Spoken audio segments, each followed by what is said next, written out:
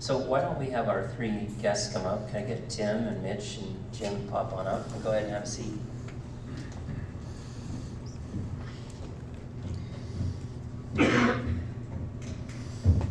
So through a friend of mine, I reached out by email and contacted Mitch and suckered him, asked him to participate in this event. And Mitch was kind enough to not only participate, but he talked to Tim and talked to Jim, and they've donated their time for us to learn tonight. So thank you guys, I really appreciate it. All right, so we'll do the bio thing, and then we'll get into the questions. And this is a little different tonight. I actually tried something new that I've never done before, and it actually worked. I put a survey out. Did anybody see this survey, the question survey? Anybody know what I'm talking about? That means no one in this room saw it? Okay. Oh, okay. Okay, well, I'm not going to ask you to tell me who gave me the questions, but I thought they were really, really good questions. So I put a survey out and said, I've got this great group of documentarians, and you can ask me anything you want. What do you want? And it was kind of surprising, only 5 people actually responded. So I was a little disappointed in that, because I think maybe too many people are like, oh, my question is not worthy, or for whatever reason I don't have time, or so I would encourage you the next time I do that, or if you ever see anybody giving you an opportunity to ask a question, it's a pretty cool experience. I was really surprised to see the quality of questions that I got, and I know anybody in here would have been able to do that too. So when opportunities arise, take them. All right, we'll get started with, how do you pronounce your last name, Mitch? Mitch Dickman, everybody. Very funny. Mitch Dickman. Recently named Top 10 to Watch by Variety, Mitch is an award-winning producer and director. Recent credits including casting John Bonet. On that one, Mitch was a co-producer, and I think it went to Sundance in 2017, just this last year. Okay. Another one is Speaking is Difficult. Mitch was the cinematographer, and that was a 2016 Sundance participant. Was it a winner or participant? Just a short participant. Just a short participant. Okay. Rolling Papers, which actually I think has gotten quite a bit of coverage. It's a pretty well-known producer, director, 2015 South by Southwest. And then Being Evil, and that was the Evel Knievel story, right? Line producer, 2015, also Sundance. Apparently you like Utah. Not this year. Not this year. Well, gotta take a break and go somewhere else every once in a while, right? And then Hannah Ranch, producer, director, 2014, New York Times Critics Pick. Mitch has also been part of over 20 other feature films, serving in nearly every capacity, from a PA getting coffee to the above-mentioned credits.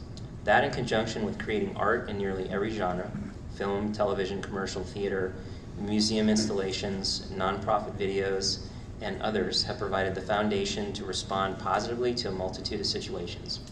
Mitch formed Listen Productions out of a deep passion and dedication to create art that promotes communication and makes a positive impact in society.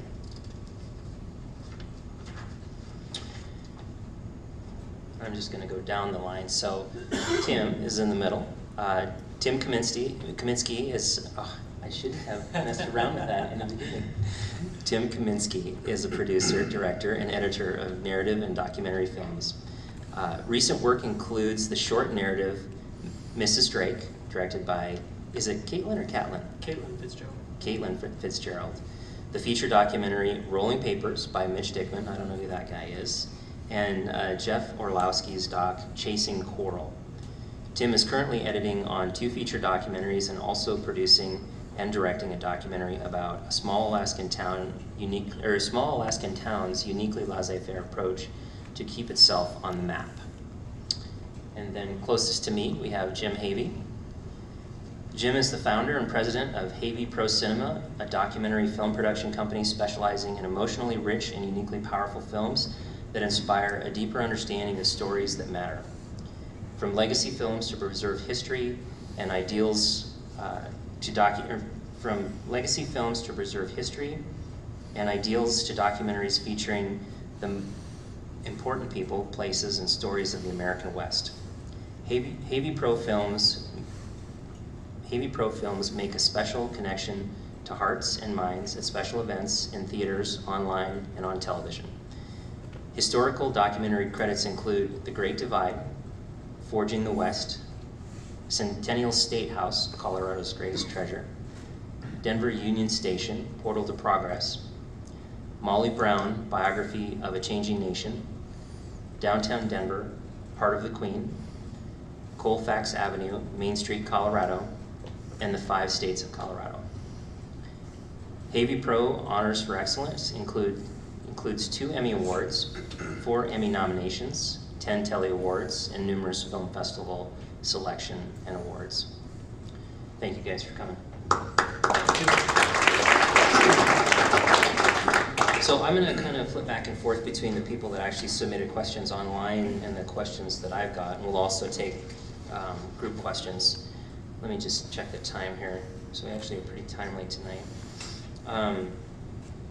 So we're going to finish this up at about 9. That'll give us an hour and 45 minutes. We'll go straight through, with the exception of at about 8 o'clock, I'm going to do a drawing. So did everybody get a ticket, by the way? I'm going to give away this book, Location Sound, which by the way is great, and this book, Screenwriter's Bible. So if you do happen to win and you don't want them, give them to somebody who does. Or you can just tell me and I'll draw another name. All right. So I'd kind of like to get this one from all 3 of you, if you don't mind. I'm really curious kind of what got you started in documentaries specifically, and sort of related, but do you do anything besides documentaries? So maybe we can start with Mitch. What got me into docs? I was a journalism major at first, my freshman year at college, and then transitioned into narrative fictional filmmaking, and wanted to be a political revolutionary, make Michael Moore type films, and that's what I did for like my senior project. And then I got back onto narrative films, and it was really the transition into the Hannah Ranch film, which was a true story that I wanted to fictionalize into a narrative film, that when I met the main subject of the film, she was not down with the idea of doing a narrative film based on her life, so she was like, why not do a documentary? And then 5 years later, I made a documentary, so that was kind of it. And yeah, I do narrative films, do nonprofit work still, do some commercial stuff, so do a little bit of everything. And before we go on to you, Tim, so, no, I'm going to save that question for later, so let's go to you, Tim. Actually, Mitch, Dickman is my foray into documentaries. I actually, all through film school, said never will I do documentaries, and I only want to do narratives, and then I got an internship with Mitch right here on Hannah Ranch, and I really appreciated it. Also, in high school, I had been an editor for our newspaper, so I understood like the journalistic aspect of it, and that sort of drew me right back into it. And then through the whole finishing process of that, and then also working on other films in a post-editor capacity or assistant editing capacity, I realized that there's so much storytelling that happens in docs in that back end as opposed to narratives where you're developing the story before you go. And that was really exciting for me, because for me it's the storytelling that got me into film in the first place. So knowing that you get to sort of build a story out of these components that you go out and shoot and you don't know what those are, it's kind of building a story from mysterious elements and doing the best you can with it, so it's adventurous at the same time, and that's what has really kept me a part of it for the last 8 years now. Awesome. I'm obviously the senior member of the group up here. I started my company back in 1979, and at the time I was doing commercial photography and multi-image shows. Some of you out there, I think, remember slideshows. They were the prettiest thing you could put on a screen, a projected slide. They were gorgeous. At the time, video sucked. It was terrible, and projected video was just awful. But think VHS tape. So the slide, we got into doing 6 projector slideshows.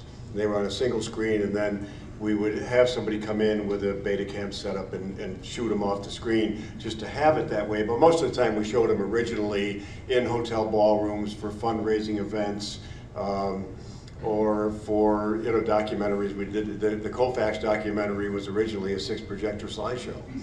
And we showed that to 1,000 people at the Fillmore Auditorium at a big Colfax event to roll it out. It was pretty awesome. And so they were a great medium. And then later, now you can get the Colfax show on DVD. We transferred it, we digitized it one picture at a time and put it together still with all the stills. And people used to come into our studio in those days and see these things and say, and I was always paranoid, I was like, God, I should be shooting motion picture film, but it seemed too difficult. And I had this medium that I was already doing and doing well with, and I loved photography and how good it looked. And people would come in and they'd leave the studio saying, great video. I'd think, yeah, good. They think it's a video, perfect. But they did look like that. 6 projectors going on a single screen. So that's how, and I always did documentaries. Never felt smart enough to do narrative, and never felt, never related to that world so much. Always with telling stories, with interviews, with music, with pictures, and so we got into digital video, right around 2000, and that changed everything again, and so our films, I feel like it upped our game, and now we're doing lots of different documentary projects, but pretty much doing that full time. A little bit of our business is still photography, commercial photography,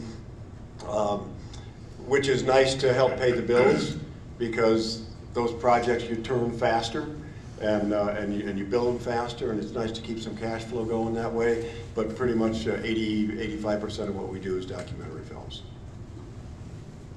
I think that kind of rolls into one of my next questions.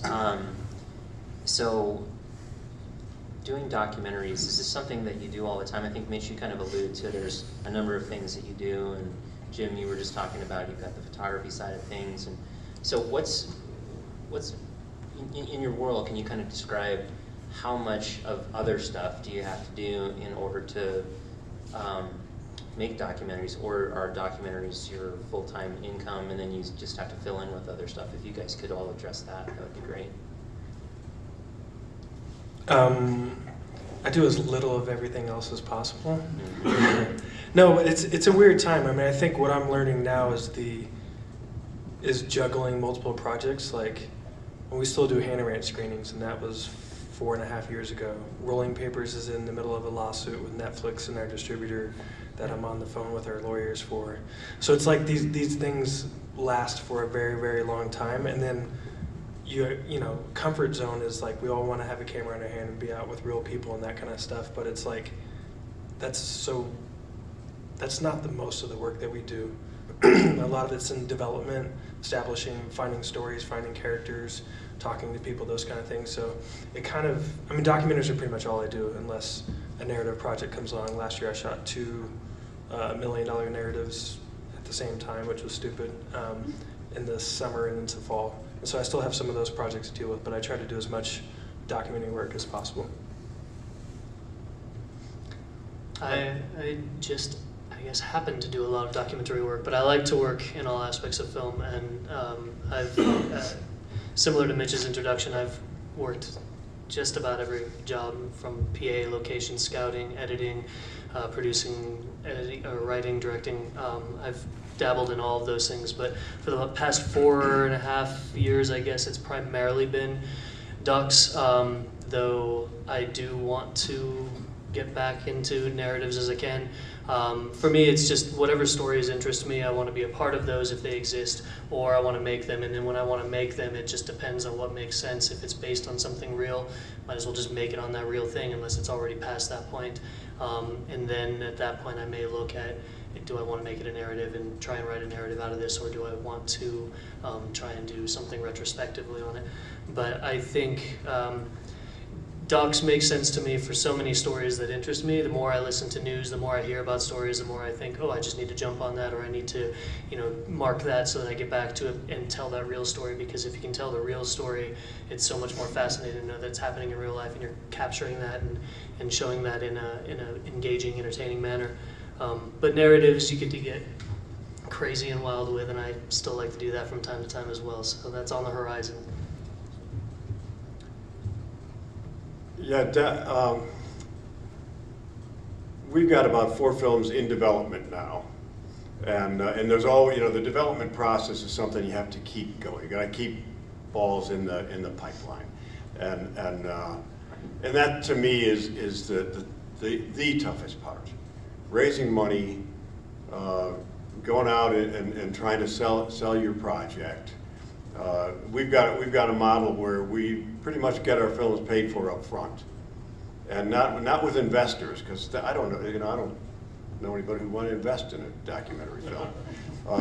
But there are people who have passion for certain stories, and we try to find a story whose time has come, a story that needs to be told and that people are interested in seeing on the screen. When we did The Great Divide, which is the story of the history of water in Colorado, feature-length film, traveled the state, we got about 52 sponsors together to come up with the budget for that film, and then we run it all through a nonprofit. When you're doing this kind of fundraising, you need to have a nonprofit entity that's going to take the money in, and so people can write off their contribution to it. And a lot of times when you're applying for grants, they need to go through a nonprofit also. People aren't going to give just your production company a grant. Most foundations and nonprofits that give grants want to give it through another nonprofit. So that is the vehicle for that, to make that happen. But I'll tell you, the true joy for me in this business is being out shooting, or being in the editing room, watching and I think what the beauty of it is having one thing to concentrate on. Because when you're not doing that, you've got a zillion things to concentrate on. You got a pile of paper, you got all kinds of stuff that's undone. You got all kinds of stuff, people who want things from you, and that's a lot of brain damage. But when you're out with a camera, you're doing, and you all know this feeling, I'm sure, you're doing one thing, and it's a very meditative process, and it's really, it's fun. That's the fun part. I said a few things that I want to address, but I also want to address the doing one thing part. When I was doing too many things, I didn't turn on the audio recorder, did I? Did you happen to do that? Got your hand. You are a good man. Come on. Focusing on one thing is really important. Trying to do all this. So I forgot to turn my camera on initially too. That's why I got up and walked back. So, Mitch, I wanted to ask you, I guess all of you, we were talking about the diversity in what you do. There's three things that came out of there. So I want to touch on funding. That's going to be a bigger part of the discussion. I want to touch on your ability to do different things within your documentaries, what you really like to do, and kind of what you offload. If you do offload anything, I'm assuming some of them are big enough where you need help, like in terms like Jim, you probably have help too, I suppose. And Tim, your projects, are you kind of working with a multitude of people now too? So there's a lot of stuff in there, but let's start with, tell me about what your favorite thing is when you're doing your doc. So Mitch, what do you like to work the most on? I mean, I think there's Jim, I think you hit on the head with like meditation. There is a moment where you are with your subjects and you get lost listening to stories that they want to say. And I think those long-term, treating those people with respect, and especially that trust, you're building trust with someone where they have a camera and they're trusting that you're not going to make them look like an asshole. And even more so than that, I don't know what it is, but that when you can break someone down to where they forget that there's no camera there and they're just talking to you and you're just listening, and then in the back of your mind you're thinking this is what an audience, I like listening to it, and I'm spoiled because I get hours and hours and hours of stuff that doesn't make it in the film that's still a worthwhile process. But then you're also thinking what would other people want to watch? It's not just what you want to watch. So I think that process, and then it's one of the most terrifying things and also one of the most rewarding is when you show those people your finished work and that trust is then paid off. And so Hannah Ranch, which was about a man that committed suicide and filmed with his widow and his siblings and his brother who found him, and showing them that film in front of 1,000 people at the Ellie Calkins Opera House, and now I'm in their Christmas card, and like that we have that trust. That stuff is kind of amazing, and being with all kinds of subjects and building that trust with them, and then not taking advantage of that is probably my favorite part of the process. What's your favorite part, Tim? That's mine too. No, it is a really, I mean, yeah, there's something really huge to getting into these people's lives and them accepting you into it. And then that relationship that stays afterwards if everything goes as it should. But I will default back to the editing stage as well. It's because I got into this with the intent to still tell stories and originally wanted to write. I've really enjoyed that aspect of sort of writing after it's all shot and piecing things together. That for me, that's that Zen moment of, I mean, I can get locked into a screen all day long unless my wife or somebody drags me out of it. Because it's, you know, if you've got the footage, or even more exciting if you think you don't have the footage, going out there and trying to find what you think can work in place of what would have worked if you'd remembered but you never did. It's like a treasure hunt every single day, and it's a lot of fun, and you really do. If you put your heart and soul into it, you build a treasure in the end as well, so it all comes to fruition. So yeah, it's fun. Yeah, the other thing that, well, I mentioned the production side of things, which I think we're all in agreement on that. But it's and shooting interviews is one thing, but chasing light, you know, driving around just looking for the right shot, having the location that you're just making work, creating light, all of that is my favorite part. But I also love the whole other end of it is doing screening events and being able to show your work to people is I really enjoy that a lot. Doing a talk back afterwards, just having an audience be able to see what you've struggled over, what you've taken so long to produce, and having them get the message, get the feeling, appreciate what you've done is the real rewarding part of it. All right. I think this is probably a good time for them. I'm trying to weave these in so that they kind of make sense and are not totally out of context. I'm going to do one of the online questions now. And this is for everybody. So, is it more important for your documentary to tell a story, to provide information, or something else altogether? Does that particular angle vary based on the subject, or do you generally just try to go in a direction you feel works best given your experience? Start down there. All right, we'll start with Jim. I can repeat the question too, maybe we can break it up into two. Yeah, no, that's fine. It's obviously about storytelling, but the storytelling has a point.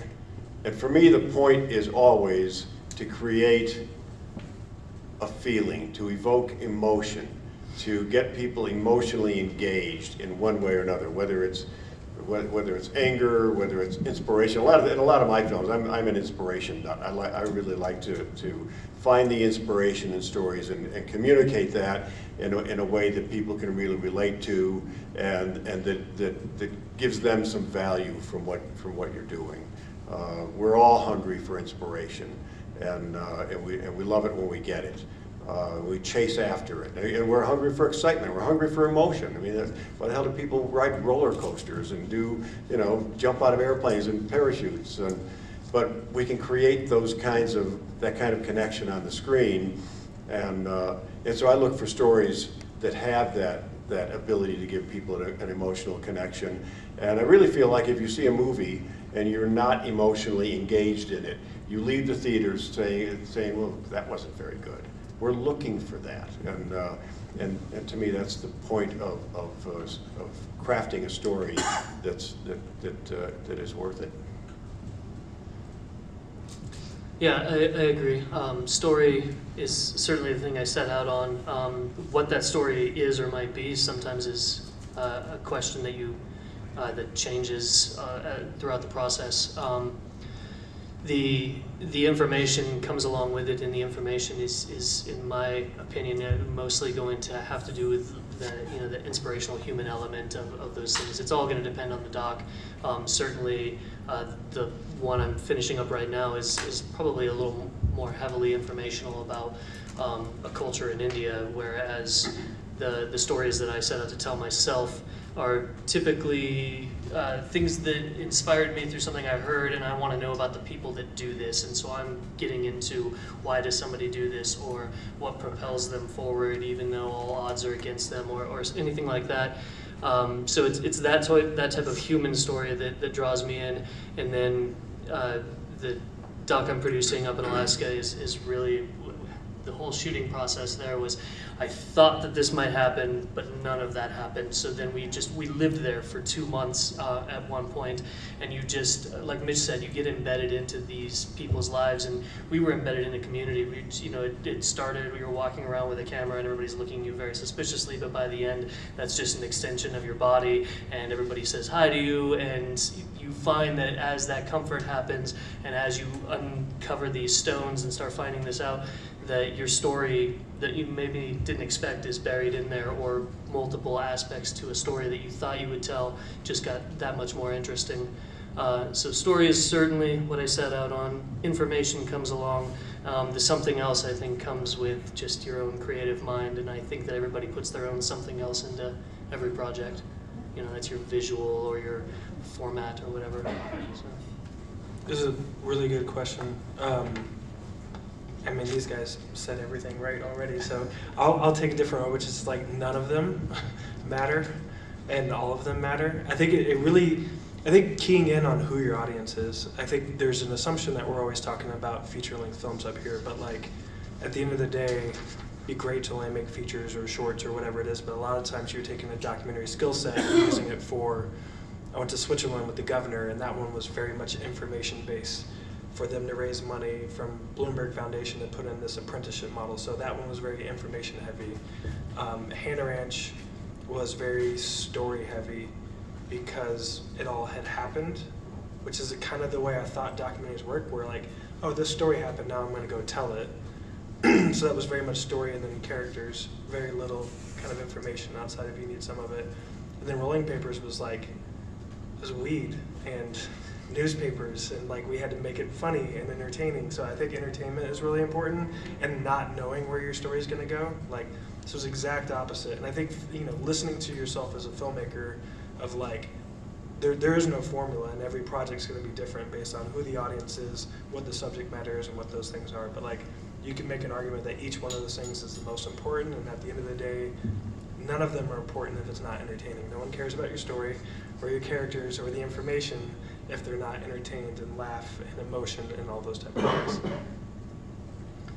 things. So along that line, this is kind of a similar question, but maybe a little bit more specific. I'm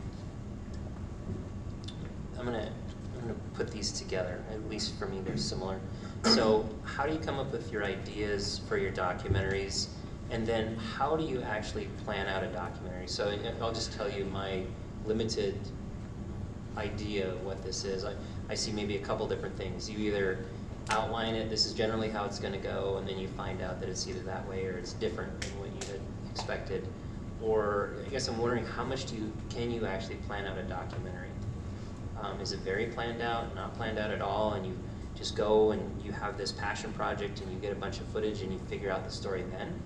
Or is there always, I'm going to start here and I'm going to end up here type of a situation? Can you address that? Why don't we give Mitch a break and we'll start with Jim again? Or no, we'll start with Tim. Okay. Tim. Sure. Well, I think similar to how Mitch was approaching the last question, I think that there's a lot of ways that you could make a documentary. I wouldn't want to go out there and just shoot and hope that it all happens without doing at least some planning and some research first. But I would not doubt that there are those that haven't been very successful at it. In fact, I'm sure that there are. But for me, it's the example of the same film that I was just talking about. I was very rushed at the beginning of it to get up there because I was trying to cover a centennial event that, due to the bizarre nature of the whole event, I thought was actually a year later, but they keep time differently. So I suddenly found out that where I thought I had a year and 2 months, I had about 2 months, and so thanks very much to Mitch. I was able to prep and get up there quickly and start meeting the people who I thought would be characters and get enough information from that to come back and take the remainder of whatever month I had to sort of piece together, okay, I definitely need to follow this person, I need to follow this person might be important, let's think about that. And you start putting together those elements so that you have at least some map or guide to follow. And then there's always going to be, in that type of storytelling, there's going to be those wild cards that come out of nowhere, and you just have to decide which ones to chase, which ones to sit on. But certainly, you research an event or a person or whatever you can. I try to research and find out as much as I can to prepare myself for what may or may not happen, and then also do whatever prep you can so that when those wild cards appear, you just kind of have a couple of options to take. And fortunately for me, I feel like so far it's worked out really well. Film is obviously still in production, so we won't know until it's done, but that's, I wouldn't want to go in without some sort of planning. Go ahead, Jim. Okay. Yeah, I do them a lot of different ways, and I've totally winged it and done all my interviews and just tried to get really good interviews to cover a story, not really knowing exactly what the story was yet. And then I've done them where I've had a really good treatment and we've planned things out a lot more. No matter how we approach it, I always reach a point somewhere late enough in the film where there's not a damn thing I can do about it, but where I feel like I really blew it. This time I am going to get found out. I am screwed. This is not going to work. And you know, I stew with that for a while and then think, well, I got no time to do anything but get this thing done the way that we're planning it, so let's go. And it, you know, it usually turns out just fine. But there are those moments of panic where you think, oh my God, I've gone down the wrong road for a year. And what do I do now? So it's a roller coaster. It really is an emotional roller coaster ride to do a documentary, I think. I don't know. I just don't know. I mean, the second I think I know I'm wrong, I came, like when I got back into documentary films 7-8 years ago, I'd been really acting mostly as a first AD, so you guys know a first AD has got like shooting schedule and like you respond in a different time frame where it's like within the day or a couple days ahead, and in a documentary it's like kind of Jim said, like, you know, you're responding a year late, like, oh shit, we should have gone this way, or we should have done this way, or like, I was in Detroit a couple weeks ago and like took a car trip for 4 hours to nowhere, turned around, didn't shoot anything, came back. And so like you're just constantly thinking you have a plan and then don't, and providing yourself with as many opportunities as possible. So there, I mean, a lot of these things are going to sound the same, but it kind of does depend on the project. If you have a certain location that you're only at for a week and you need to get a lot of certain things, or you're working with a director and all the, you know, when we did Evel Knievel, we had a list of everyone we wanted, all the studios that we were shooting at, teed them up, you know, basically flew around the country for a month, got all these people. That's what the director wanted. It was very planned out. We were working with A&E pictures at that point, so it had to be much more at a T. When you're in development, you have a little more freedom. It just kind of depends on the project. So sometimes they're meticulous and sometimes you're taking a road trip. Okay, I'm gonna see if anybody in the audience has a question. I saw a hand there. Documentaries typically, and I've seen all of your guys, not all of your work, but I've seen work from all of you guys. I know footage of Dickman at a signing of the water stuff in Great Divide. In Chasing Coral, there's footage in Hannah Ranch and there's archival footage or footage from others. Can you briefly give us the story of obtaining some of that, and if there was any rights issues that might interest us? Because that could go on all day, you know. Right. What was the last part? I'm sorry. Stories of obtaining the rights to them, or any difficulties you had, or interesting stories. Yeah, I'll talk. Being Evil is an awesome example too of archival, because there was a ton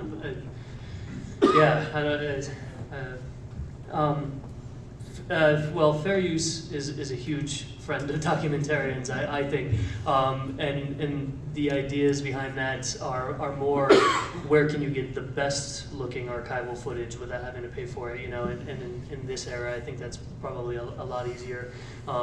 The internet has troves of things to search through. I mean, trying to find what to use is really you use what's best for the story at first, and then if you're fortunate enough to have a team or anybody sort of representation that can look into the legality or anything that might arise. I've been fortunate so far in any project I've worked in that's heavily used archival that we've had that to lean on when it comes to that point. But there are lots of really great articles on fair use. We're actually looking into one right now on the film I was just mentioning about India, because we do use some archival footage, but primarily if you can find it and it's good enough for your film, and if it pertains well enough to your documentary that it's supporting something in your documentary, I think 99% of the time you're going to be okay to use that under that fair use, under the fair use laws. Beyond that, the stuff that doesn't work, I'm hoping maybe that you can talk about rolling papers. I mean, it's a risk thing, you know. Like I think it just depends on how profile. The Knievel estate was very litigious, so like you're not going to get away with fair use on that. And they were participating in the project, so there was a licensing agreement for a lot of that. But ABC Worldwide of Sports owned a lot of it, and that was very expensive. We had an amazing archival researcher, producer. I mean, the documentary teams are different, you know, so like an archival researcher who really knows what they're doing is worth every penny. She was based in Connecticut, I think, or somewhere on the East Coast, and she just crushed it. Rolling papers, we did fair use, and we got a lawyer to write a fair use opinion. The Arizona Emissions Insurance evaluated that when we were going through that process, and it's a risk, and we haven't gotten sued for it by Colbert or anybody like that. So, and then I have two more things real quick. Hannah Ranch, I'll never forget that day. I was with his daughters, and we were just going through the house, and we found this box of like hours and hours and hours of VHS footage, and it's a great. And then it took. I was like, it was like a Christmas present. I like couldn't wait to open it, and it took a long time to find a VHS cassette and then convert it. And then same thing on the film. We sent it off to get, and then we just licensed it through the family. But what was interesting about that is I was new to documentary at the time and didn't really understand the weight of archival and how important that was to the story. And there was something really beautiful about that footage too, because Kirk was filming it, so he was never in any of the footage, but it was kind of like he was making the film with us. Now I'm in a situation on a project about a basketball player in Michigan, and like archival is very different because we need it from a development standpoint, but we don't have any funds to like hire a good researcher to do it. And I'm also worried, I mean, Tim would know better, but like things on the internet are there one day and they're gone the next. So like in this Instagram, Twitter world, there's no guarantee that you're gonna be able to go back, you know, like you did for Evel Knievel, and know that that footage is gonna be locked up in a vault somewhere. So I think you've gotta adapt to whatever the climate is and what the project is. I've been to some deep, scary pockets of the internet looking for footage for sure, when I should have grabbed it when it was more pertinent. We specialize in doing historical documentaries, and there's a lot of material out there, and a lot of it's free. A lot of it, you know, and a lot of it you find repeated in different archives, like what you find at the Denver Public Library archive.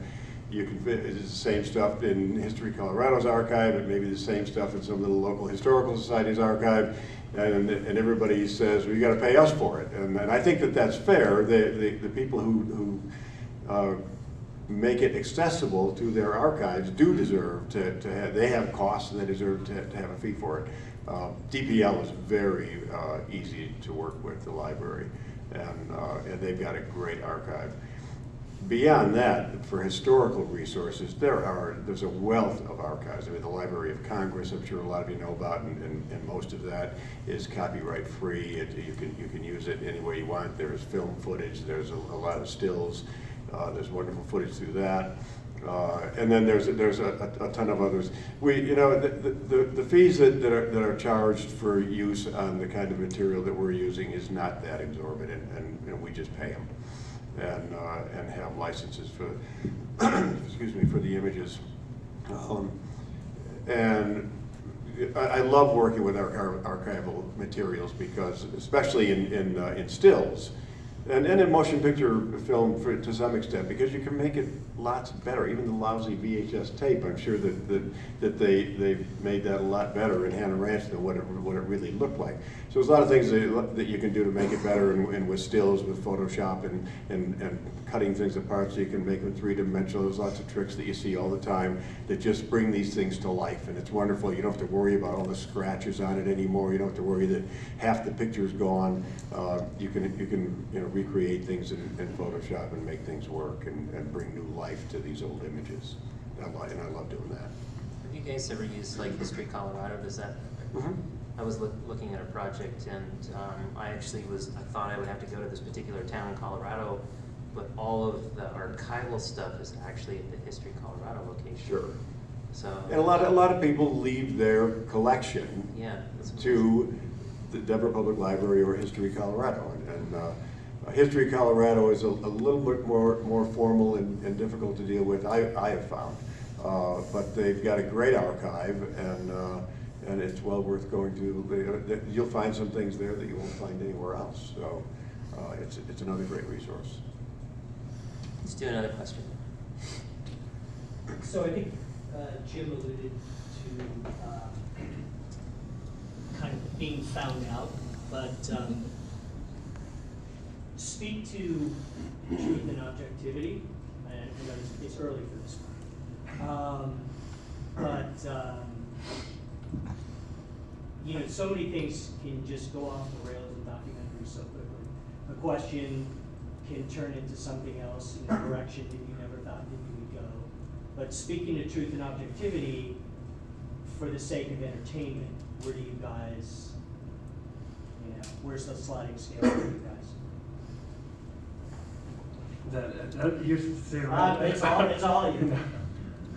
So, obviously, some of you are doing more, whether it be morality tales, and there's a little bit more leeway.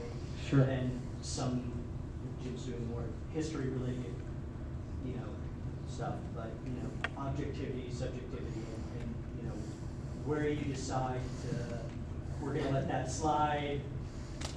Or yeah, I mean, I think at the end of the day, like, you've got to be comfortable with who you are as a person. And like, if you feel like you're, like, I feel pretty good waking up in the morning and like that I have a good standard of ethics. It's not the same. I don't believe in necessarily objectivity for documentary film. Like, you can take a point of view and you don't have to get all sides of the story. We're not journalists necessary. And I think also in pushing that, the genre is really getting pushed with hybrid. So if it's Wormwood, if it's Casting John Bonet, I'm working on a hybrid project right now where I have actors and real people and you don't know who's who.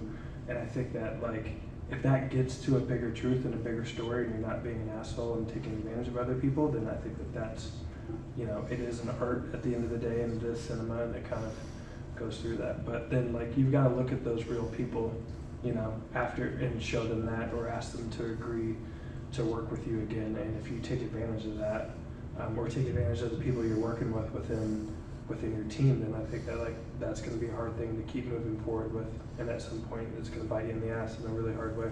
So you're for blurring the lines? Yeah, absolutely. That's a great question. I would echo Mitch to some degree. I mean, certainly you need to feel good about what you're producing and putting out there. You do need to, the team that you're working with, I think there's conversations that will surround sort of certain choices that you make that that you want to make sure that your whole team can live with it as well. And then ultimately it does come down to, if you have subjects that you're telling a story about, if you've shown it to them and they are fine with what you're presenting, if they're happy with it and you're happy with it, that's the ultimate gauge. I don't think I would ever want to put anything out about a subject that they weren't happy with, regardless of how I felt about it. But blurring the lines, I think, can exist in certain situations. You know, in order, again, to go back to Mitch talking about telling a story that people want to hear. You know, if you insert a laugh where there was a joke and there wasn't a laugh just to help the audience along with something, you know, those types of things of bending reality. I think in order to keep a story engaging is okay, as long as you're not falsifying anything, as long as the element of a scene, I guess the genesis of it, whatever caused you to think that this could be a scene, as long as the heart is still there in that, I think that that's important, because certainly, you know, with the power of editing, you can make a scene go any way you want. You can make an emotion happen that might not have been there, you know, even with a little bit of music. So we take those liberties all the time. So you just constantly have to have that internal gauge to know that, are you happy putting it out there? Will the people that you're telling the story about be happy with that out there, whether they're alive or not? Do you feel that they would be proud of it? And if you can answer yes to all those questions, and your team can answer yes to all those questions, I think you proceed forward. I mean, I don't think any documentarian is out there to falsify well, there's probably some, but I'm pretty sure that, you know, I speak for everybody up here when we're not out there to tell false stories. We're not there creating fake news and things like that. We want to tell the story, but we do understand the importance of it being engaging and entertaining. So you have to do what you can to keep both of those things on the fairly similar echelons. So. A lot of the things that we do are not necessarily controversial, but they do have to be historically accurate. And so we always have historians check it. I don't pretend to be a historian. I forget this stuff 6 months after it's produced.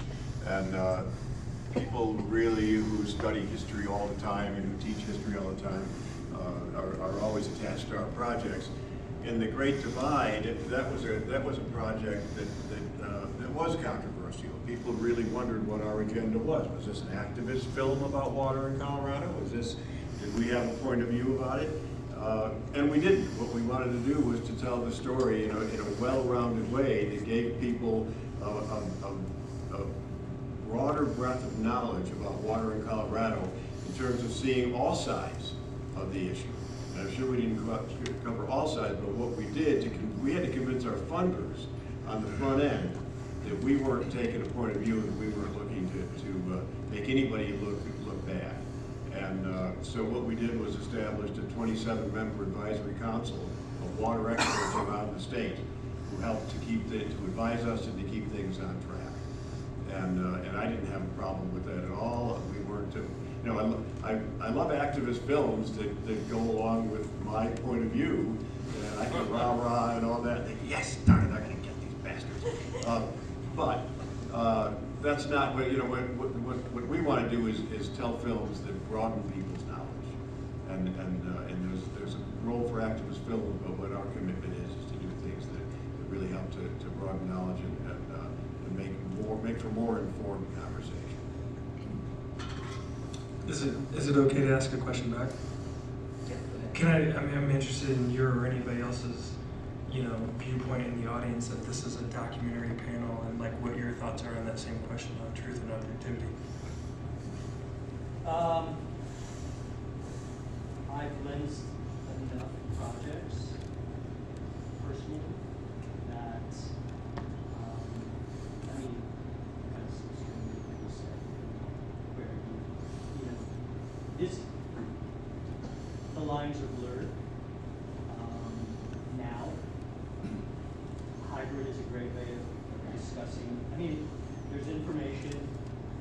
Jay mentioned activist projects, whatever you want to call them. And we consume so much media, and there's so much mire out there that you have to sift through and wade through to be able to get to the nectar of so many different projects. To have legs, to find an audience. Sometimes in this day and age, you really have to push that line. And I'm all for it, but I've never been in the role of a director who's saying, I need to let's shift this to be able to support our thesis.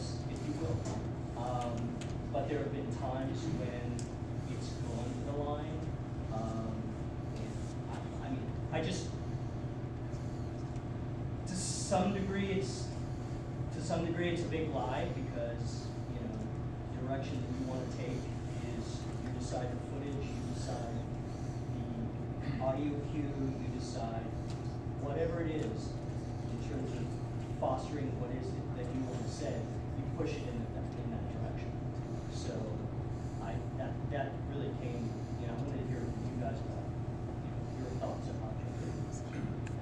Again, information and doing something more activist, they have overlap and then they have, you know, things going on. I appreciate it. That's absolutely. Anybody else have anything? Sorry, I'm not trying to take away. Okay, just 1 second. Would someone be kind enough to grab me the bowl and the tickets over there, and then whoever raised their hand, I saw it over here. Go ahead.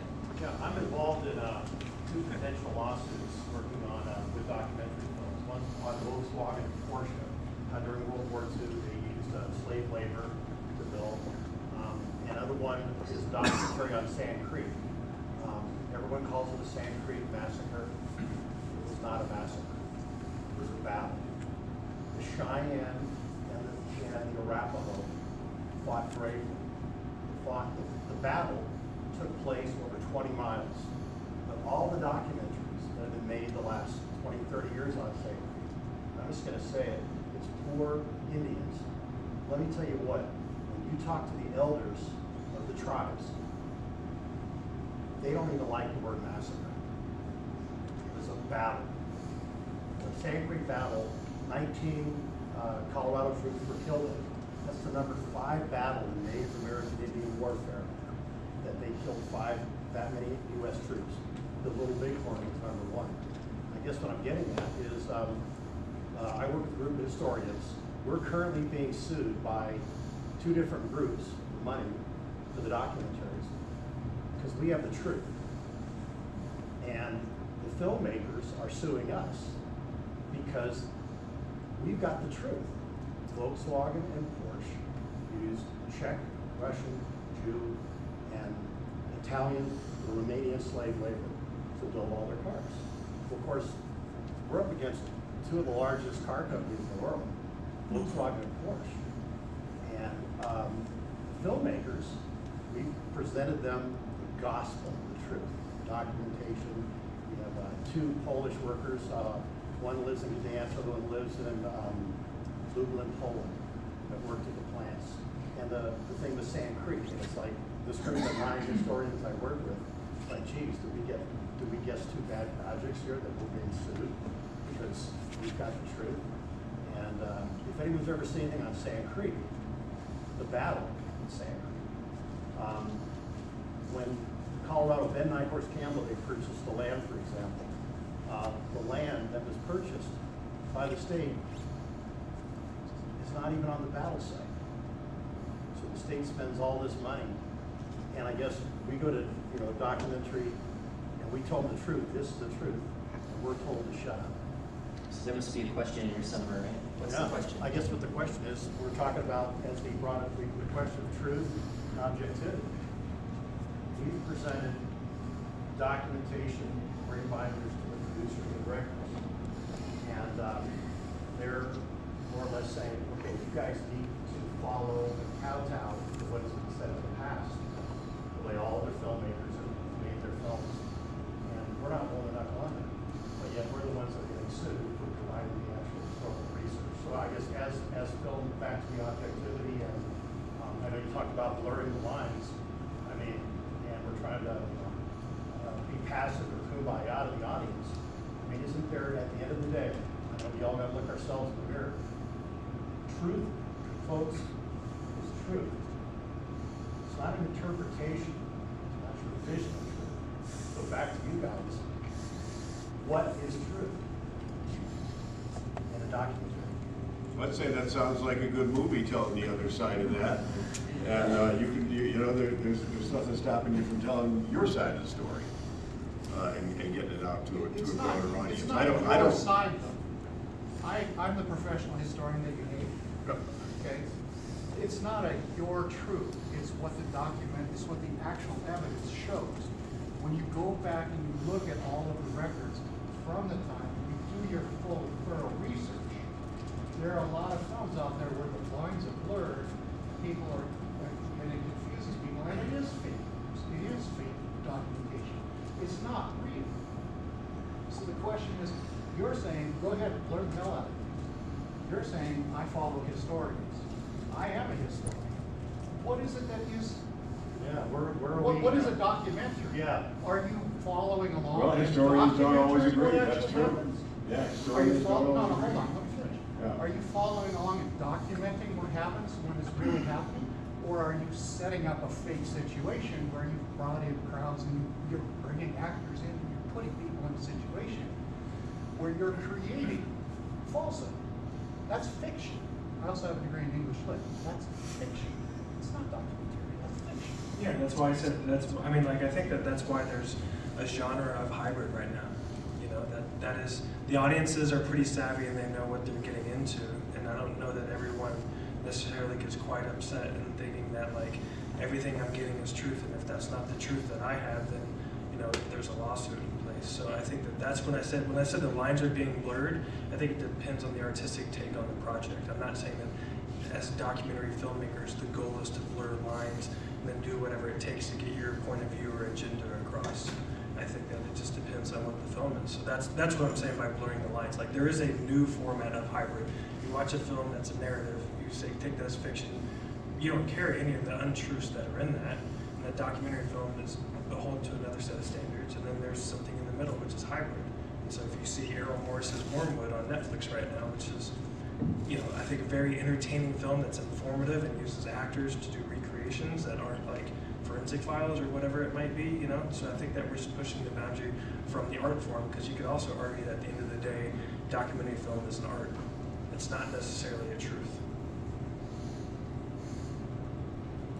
And David, blurring the lines at the beginning, because I used to teach it, and the very first film documentary, Natives of the North, they went out there to do the shooting and following the Eskimos, and they were going on a hunt.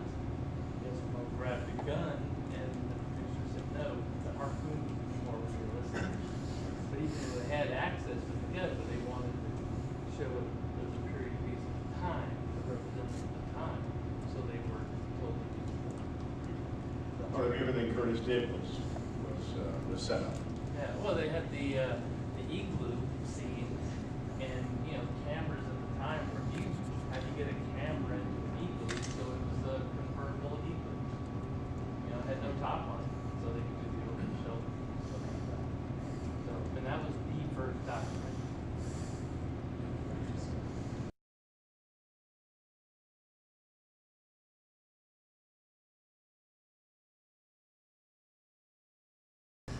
So part 1 of 3. Should you leave the viewer to your conclusions or discovery, or should your primary goal be to take the journey together and let them draw their own conclusions? So let's start with Jim on that one. Thank you very much. I don't know if I'm smart enough to have a lot of conclusions ahead of time. I'm kind of on the journey to find what the story is and where we're going with it, and like I mentioned, to be as objective as possible. So I think I'd go with the second answer. It definitely is going on a journey, and I think that's part of the process for me, is discovering. I don't oftentimes know. There's always lots more to the story than what you know going into these things. You know that there's something interesting. You know that there's a story there that needs to be told. And I'm an investigative journalist at the beginning on these things, and I'm just trying to uncover what is the story, what are the interesting points, and as Mitch was mentioning, the entertainment thing is definitely something that has to be in there. So you've got to find who are the interviewers, the interviewees who have some who can add some humor, who can spin things in an interesting way, who have a way to talk about things that where 2 and 2 equals more than 4, that can give you insights, and so we're always looking for that kind of thing too. But that's always a process of discovery. Can you read that one as well? Absolutely. Should you lead the viewer to your conclusions or discovery, or should the primary goal be to take them on or to take the journey together and let them draw their own conclusions? If I need to read, that's still. No, I think, I mean, I think there's a mixture of both. I can only speak from my experiences as far as, being out in the field and directing and being with your subjects. That they are going to tell the story, and they're going to have the questions that they have, or at the end of that story and that time and place that you're telling it. But their lives go on, and unless you're doing something historical and they're not around anymore, their lives go on, and so something is ahead of them. And how you choose to leave them off and what faces them after that is up to you. You can have closure to an event, and they can reminisce on something that happened in their lives or that you captured, and you can end with that reminiscence, the philosophy or whatever you want to look at, or you can set up their next journey and let the audience imagine what they'll go off with. But I think that's there's so many ways that you can finish a documentary, because you have literally so many options. I mean, it's up to you to decide when to film or when to stop filming. When you feel that section of their life is done, and there's nothing else to go on, then you can wrap it up there, and you pretty much know, okay, this is the end of that film, and we'll set it up however it is. I think you'll feel that. Mitch and I sat together in a film at Sundance last year called Quest, and that guy went into somebody's life for 10 years. If you've heard of this film, it's hard to follow up on it, but it's so amazing. This guy was in this family's life for 10 years because he just kept feeling like it wasn't there. And all said and done, it was phenomenal. It blew my mind, and because he was there for so long, the proximity and the closeness that he had to these people and the things that he caught that I couldn't even fathom catching on film, because nobody would probably ever let me in that much unless I'd spent that much time. I mean, that was how that film became as amazing as it was. Is it took those 10 years. Sometimes it's going to take a long time. Sometimes it'll take, you might set yourself, roller papers. We said we're going to follow a year because we knew it could go on for however long. Sorry, I'm like trampling all over what you might use it as an example, but it's just, I think you're really going to feel that when you've got that moment, it's there. And if it resonates with you, and if you feel it's strong, and if you have the opportunity to test on some people or the rest of your team, you just all feel it's there, I think you're going to know when you're at that moment. Sorry, it's pretty vague, not a very good answer, I guess, as far as being to one point, but I have not experienced that, so I can't tell you that there's one way to end a film. I mean, I think it depends on what phase you are in the project. I think if you're in development or production, and I'm only going to speak for like what I'm currently interested in right now, which is not quite cinema verite or observational, but a little bit more of like, I don't know what's going to happen. I don't know if they're going to win the game or if they're going to lose the game. I don't know if he's going to be found guilty or if he's going to be innocent. I don't know if she's going to love him, if she's not going to love him. So I think there are no conclusions when you're making it because you don't know what's happened yet. So I think trying to keep yourself open and honest from that standpoint where you're paying attention to what's happening in front of you. And the lines get blurred between production and post-production where there's a lot of overlap within that. But then I think when you're editing, which is definitely one of my weaknesses, and I'm lucky to work with a lot of talented people like Tim and like Davis Kuhn and Zach Armstrong and people like that, you have to know your conclusion, and you have to leave them there so that they don't get lost and turn it off after 5 minutes. Because at the end of the day, you're wanting to compete with commercial projects, and like you only have their attention for a little bit. So it's a very weird balance. But I think depending on where you're in the project and where you are as an artist or a business or a filmmaker, kind of depends on how much you leave them or how much you try to stay open to it. But I think when you're in the edit, you have to be driving them to keep them engaged on what happens next. Okay, Aaron, you had a question.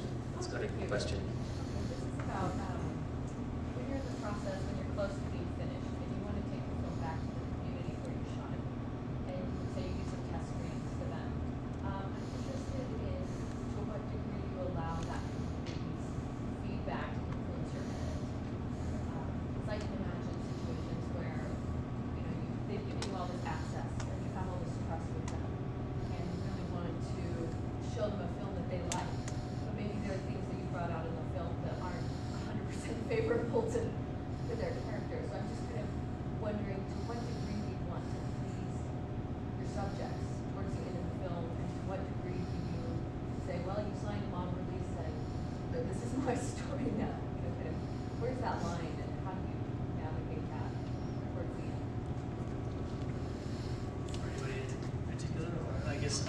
I mean, for me, it's really going to depend, I guess, on what issues they might have. I mean, if it's like, oh, every time you got me, it's my left side, and that's the worst. It's any sort of self-esteem or vanity type things, I will immediately discredit. But if, for example, there's I have a lot of this film that I'm doing in Alaska right now has this. I mean, you see nearly a quarter of the town at any given time because they all come together for this event, and you capture all sorts of moments, just that could be embarrassing or could be, could be portray them in the wrong light, and most times you want to try and have your finger on the pulse of that type of situation beforehand and not put it in. We're not out there, I'm not out there at least to make anybody look terrible or look silly or look less of the person that they are. But I would say that if they gave that feedback to where they thought that they looked one way or another, or they didn't like the way that they were presented or their town was presented, you first have to listen to everything they're saying, let them talk at length so that you can understand all of the reasons that it is that they feel that way, and then give back and explain your decisions for making or your reasons for making the decisions that you did, and then ultimately, I guess when it does come down to it, it is your film, and they did sign releases, or they did enter into an area that you clearly indicated you were filming in, or like that, and if they didn't convince you otherwise, and you still feel it's important, that I think you need to go. You're the artist in that case. You're the one that's presenting a film that your name is on, and then you live also knowing that that person or these people in that community feel that way, but ultimately other people didn't, or you feel fine. I think Mitch said something along those lines earlier, right? You go on and you bear that burden at that point of how do you feel based on that. It's really going to be, that's a very internal thing, and it's also going to depend on who you talk to, I think. Yeah, I'm not really dealing with stories where there's anything all that controversial. And so I'm interested in people looking good. I'm dealing with people with specialized knowledge. I try to help them get that out in the best way for my audience.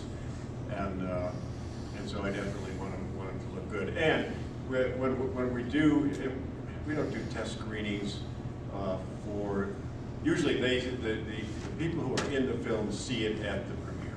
We usually do a big premiere event and they see it there, and it's too late to go in it, unless there was something really drastic, it's too late to do anything.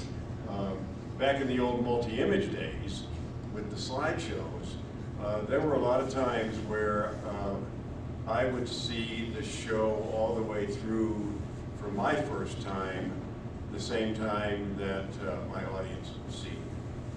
Because it was so often it was right down to the wire. Slideshows always took way longer than you thought. You'd have a date for a premiere showing, and that was scary.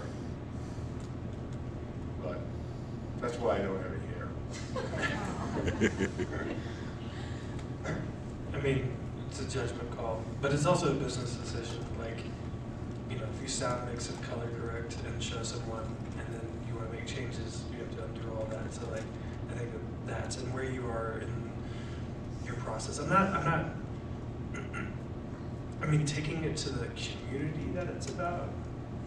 I think that just depends on how you define community, and also like how you define like a general audience. Like, I really value all kind of equally in a certain sense. Like, yeah, like what someone thinks they look like on camera, or what they say, or something like that, isn't as important as if somebody likes the movie or they don't, or they recommend it. So I think you kind of test screen in multiple ways. You do it with peers, which sometimes filmmakers are the worst people to show stuff to. Sometimes they're the best. The subjects, I think you've got to be very careful about what you show them. And then I think the most, the Hollywood system test screens like crazy. And I think that, we can do a better job. And the Denver Film Society, to plug somebody, they're really good about sharing films, when they're at the right stage with an audience who doesn't know anything about it, like it's kind of what you want, right? Is like a group of strangers sitting in a movie theater watching something and seeing how they feel, and not stopping it 5 minutes in because they're checking their Facebook or whatever it might be. So that's something to take into consideration.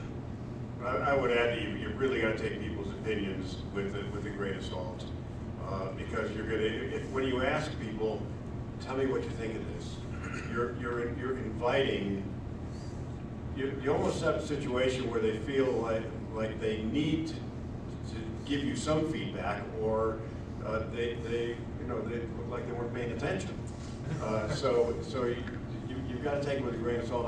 I've sat on, the way I've always described the awards competitions is different day, different judges, different winners, and that's pretty much the way it is. I've sat on Emmy judging committees where the film that I thought was by far the best, hands down, somebody else thought was the worst. So there are that broad and so at some point you've got to just stick to your guns and say, okay, it's my decision. It's the way it's going to be, because you're not going to please everybody. Yes. Was there another question? I'm going to move on to a different topic. Just a follow-up. Early on, you said that it depends on your audience how you do this, and what you just said kind of fits into that. What is it that you guys do to determine who and what your audience is, and how does that shape your process as it goes along? Sure. Well, and what I was speaking to is a reference of like showing peers, filmmakers that understand rough cuts, pre-color, pre-sound mix, understand storytelling, like why'd you do this? There's a title slug in that.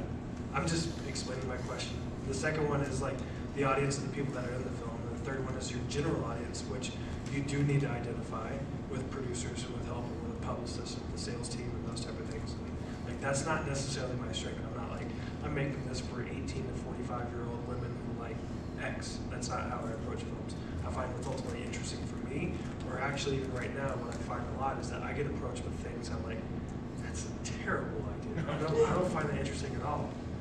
What if I could think of and I try to make something interesting. I try to not be an expert. Try not to know everything. I try to not be over researched with leading people to questions that I want them to say. So depending on the project, I'm coming up from the exact opposite, where I try to find something not interesting and I don't want to do, and try to make it entertaining and informative to an audience. If you want to answer that. All right. All right. I wanted to ask something about subjects. I know Mitch, Brandon, the brother was kind of a little play into suicide, and y'all were trying to get him on camera a lot. Kind of like a girl with camera. So, and showing that to him, did y'all have him sign releases before so he couldn't say anything about it? How did that go? I know Dickman. What are you trying to do, bro? Because I told you some of this. That was in confidence, man. Out. Have you signed a release? I mean, I changed his release. It's a very complicated family story where some members of the family flat out blame my brother for a man committing suicide. I find it more complicated than that, but he was somebody that we needed to be a part of the film to really tell it the best way we could. He wouldn't agree to do an interview. Wouldn't agree. Agreed, blew me off. Wouldn't agree. Like there's something about the chase of getting somebody to do it, in kind of a respectful way. But we did finally get him to agree to do it, and we wrote into his thing, which is a tricky legal term, meaningful consultation. And so he didn't have any final cut. He couldn't remove anything, but we had to show him. And I did really value what his opinion was, and I don't believe people are evil, flat out evil. But it was the most bizarre experience I've ever shown anybody anything. He's Mormon, and he was with his 10 kids, and I always thought it was just going to be him. And he did not come off in a good light at all. And we showed him the film, and he was not very happy. And then the next day, he was like, I'm out. I'm not doing this film anymore. And he was like, but I think you did a really good job, but I'm out. And he's just, he suffers from some stuff. And he ultimately agreed to do an interview if he could interview me afterwards. And we did this interview and asked him a bunch of stuff that were incomplete from what he saw. And then he interviewed us, and that was it. And we showed it to him, and I mean, he's okayed it. So does that answer your question? Well, just so did you get a sign release? I did. Yeah, you always try to get something someone to sign a release before. But I did have to literally go back to my computer, had a printer with me, added a full consultation. We honored that, and we gave him the right to view it, but there's no legal power with consultation. Now, Ann Hannah, on the flip side, she had the right to remove anything as it related to Kirk's suicide, and we honored that, and I showed that to her, and I said, here's how we're playing it, because she was worried about us over-sensationalizing his death. And when I showed it to her, the fact that she didn't want to change anything was, was what the goal was. Did you put any parameters around that meaningful, what was it? Consultation? No. Just very nebulous? Yep. I mean, that is the parameter, meaningful consultation. Yeah, and I did. I mean, it was meaningful, and he consulted on it. Yeah. It was that, but like, you got to be careful. I mean, what if we would have said, yeah, you have the right to, opt out of being in the film? Like, that's just too much of a risk. You might as well not shoot the interview. I'm just so curious now, what was the interview like that when he interviewed you? Oh, it was quick. It wasn't. He asked if we Really? believed in God and like Oh. a bunch of stuff like that. Okay. Thank you for your time and that kind of stuff. It was just more like a deal. I'm like, that could be really interesting. So we don't have a lot of time left, and I got one question. What's that? A lot more mundane. So, what is the baseline for quality? Are you shooting HD, 4K, or are you future proofing for 4K, or what's your baseline for shooting? Whatever you get your hands on, I guess. I mean, Chasing Coral was like 7 different cameras and 4 or 5 different audio recording devices. My film is, I think, just 2 cameras, fortunately. But I mean, if you're fortunate enough to be able to plan, I mean, that the beauty, everyone knows that there's so many different types of cameras out there to give you so many to achieve so many different types of looks. So if you know beforehand what sort of look you want to achieve, then you can do that research and find out which camera or cameras are going to do that for you. But as far as I mean, I think that it's still fine to do HD, obviously 4K, in the same way that it's hard to find an HD TV, it's hard to find cameras that are HD now. So if an older HD camera is what you have and the story is good, the story is what you want. The story, you're going to capture it with whatever you've got. If it's Flintstone's bird etching out something, you know what I mean? Jim's going to tell you, he already told you, he's done slideshows.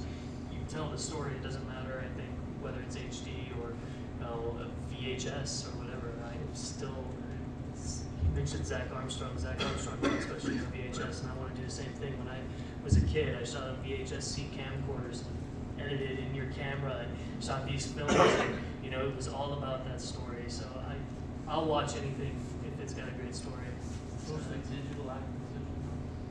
I'm sorry? Digital acquisition, book versus film. You say you're filming. Oh, yeah. I mean, again, I think it's what you have access to. I put more emphasis on story than I'm going to on what I'm shooting that story on. I was ready, thanks to my connections with Mitch, I was able to go up and do part of my story in 4K. I started it in HD. I would have shot it on whatever I needed to shoot on because I knew the story was important to me and I knew that I wanted to get it shot. Film is obviously going to be a lot more expensive, but if film is what it needs to be, if you have a look in mind. For me, I didn't have a look in mind when I went out there, and so it didn't matter to me what format it was. A matter to me that I just needed to capture it. Does that answer the question? And did that answer your question to some degree? Somebody that is knowledgeable about documentary told me that I should shoot it in 4K to future-proof it, and I was just wondering about your opinion. Yeah. I think it's a matter of if you can, if it suits what the shot is. But the main thing is, as Tim was saying, get the shot. Yeah. Don't worry about what you shoot. If you got your iPhone with you and something great is happening, shoot it on that. Jay Maisel is one of the great photographers in the world and one of my photography mentors.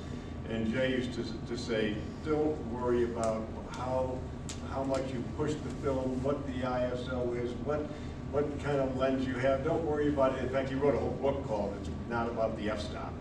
Don't worry about that technical stuff. What it's about is get the image.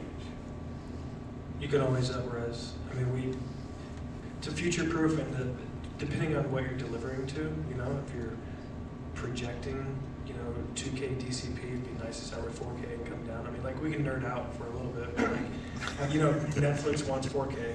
You know, all the streamers want to deliver in 4K. We shot Casting John Monet on Alexa Mini, which I think is actually like 3.2K. They still took it, you know, because the film was good and those type of things. So if you can shoot 4K and it's not cost prohibitive, it's worthwhile to try to do.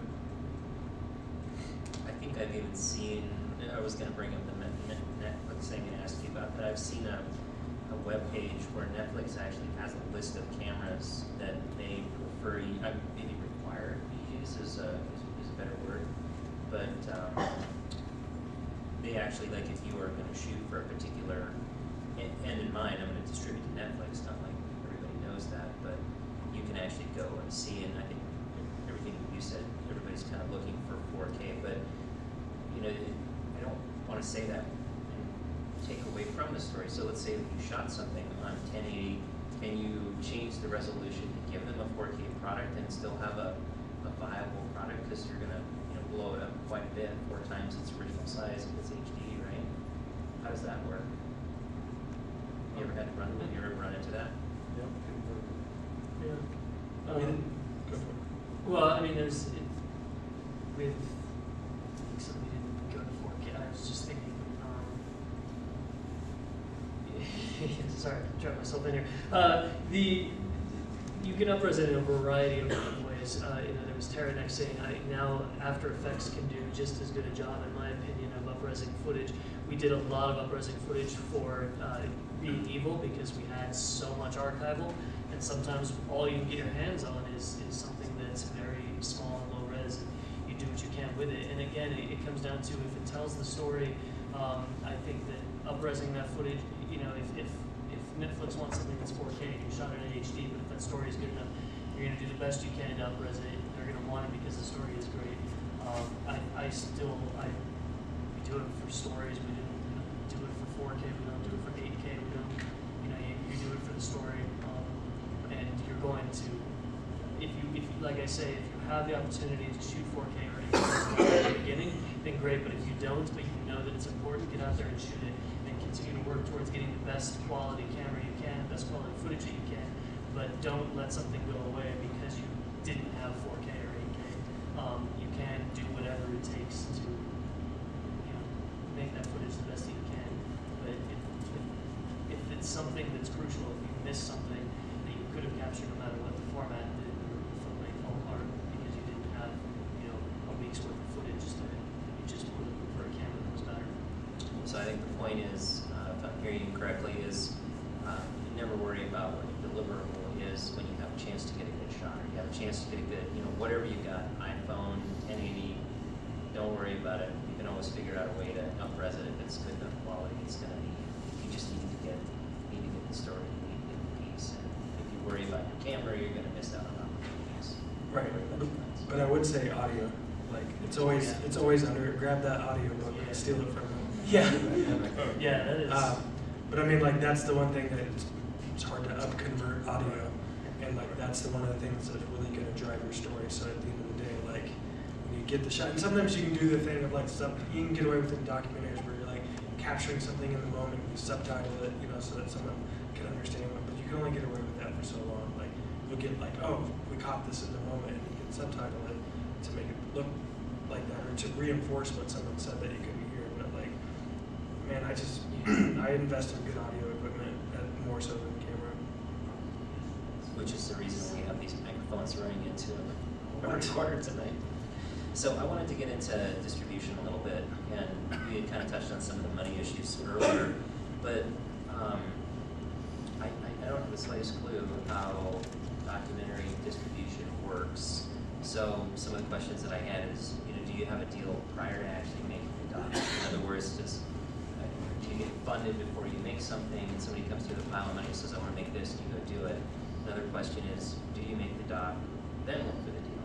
And the last question is there something in between? So I'm just kind of curious how each one of you handles it, and I suppose it's different, but maybe Mitch, if you want to start with this one. I mean, I think Jim acknowledged it earlier, it's development. Like, it's hard for someone, and I'm terrible at this, to say what a film is before you know what it is. Like, and I can't say, what's a film gonna be? I don't know. I know it's interesting, people interested in subject matter, and we should follow it. And then you don't know what the twists and turns are. So I think it's the balance of going from development to production. I know that may sound like a little technical, but like, get by as cheap as you possibly can in the development stage until you have something that's ready. Where I'm at is getting by as cheap as possible in the development stage until I have something to pitch. And then I use an agent to pitch it, or I have people that will try to go after money, but that's a terrible option to like say you're going to get a return. Your business plan is to sell it at Sundance. Most films don't. That's not how it works. So the sooner you can sell it, the better. The best experiences I've had have been the projects that have been financed by A&E or by Netflix halfway through the process. But it also changes. I like Jim's approach of going around and getting sponsors and making sure that people can get something seen. So I want to ask a follow-up question on that. So when you say development, is that basically where you're creating some level of product? You have short, or you have 30-second pitch video, or what does that mean exactly?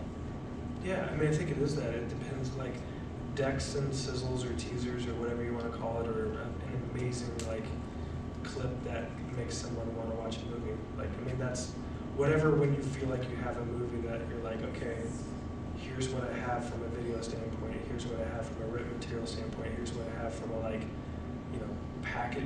You kind of treat it somewhat like a narrative too. Like, if you can package people being involved, for Being Evil was when Johnny Knoxville came on board. Like, they didn't have a film until that happened, and Andy was like, that's a requirement for this film to move forward, is to get that. So then that costs money to do, and then you have a star. And those things can happen in documentaries as well. So I think it just, you kind of know, think you know what you have when you have it, and then you hope that other people want to see it. Our development process. Yeah, no, please, actually. Our development process is to do a trailer and a website as early on as we can. And we do a whole prospectus that explains what the film is about, a little bit about the production team. We have a section on distribution, what our intended distribution is, which usually includes local PBS stations, which don't pay anything. There's no, there's no money in getting it on PBS, unless you get a deal with PBS up front. But we want to show something tangible that people can see. There's also a list of sponsoring organizations. So we try to get. It's just like it's the fundraising game. In the fundraising game, you want to have some significant money up front from significant sponsors. That when you release this thing, when you release the campaign to the public, they can see that there is some credibility behind it, and that the project's got legs. And then the more money you raise, the more it makes people feel comfortable about jumping on board. The more names that they can see associated with it, that give it viability, the more they're willing to come on board.